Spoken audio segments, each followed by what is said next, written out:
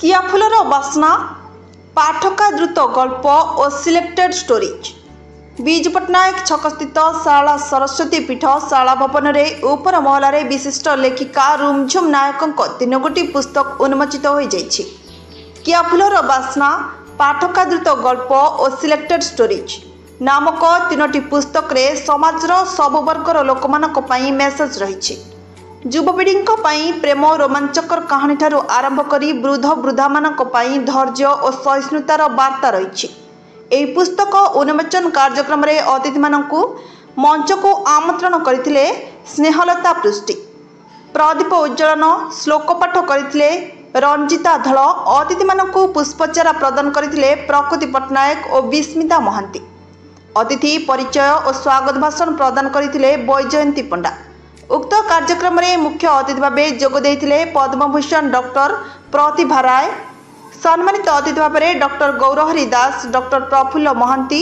Doctor Prabhakar Swain ପ୍ରମୁଖ ଯୋଗ ଦେଇଥିବା ବେଳେ ସଭାପତିତ୍ୱ କରିଥିଲେ ଡକ୍ଟର ଅର୍ଚ୍ଚନା ନାୟକ। ଏହି 3ଟି ପୁସ୍ତକ ସମାଜରେ ସୁନିଶ୍ଚିତ ପାଠକା ଦ୍ରୁତ ହେବ ବୋଲି ଲେଖିକା ରୁମଝୁମ୍ ନାୟିକା ନିଜର ଅଭିଭାଷଣରେ ପ୍ରକାଶ କରିଛନ୍ତି। Bureau report, Odra news Odia.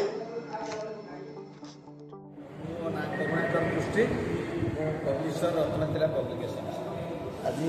Publish कर जो कियाफुलर बास्ना, नारी महानारी, रत्नगिरी रत्नजिला जो पब्लिकेशन करूँ कौन तार मैसेज सोसाइटी को कौन मैसेज रोचे मैसेज आम प्रथम मोर वाइफ निजे लेखालेख करुले से आम 9टा बही कर सारापर आम देखलु जे बहुत क्षेत्र भूल रोच जो पब्लिशर मैंने बही देती वर्ष वर्ष दौड़े तो आम स्थिर कलु आम निजे गोटे पब्लिकेशन हाउस करवा आम मत रहा कौन आम क्वालिटी बही करवा रिजनेबल प्राइस जी ठीक समय दबा गोटे अथर जो आमको बही दूसरी करने तेणु बड़ कथा हूँ सी चाहूँगी बहीटा के शीघ्र प्रकाशित हो आम से जो समय सीमा आम दे था सी जो समय सीमा कही था आम से समय ही समस्त बही आम दबार सक्षम आज पर्यटन एमतीक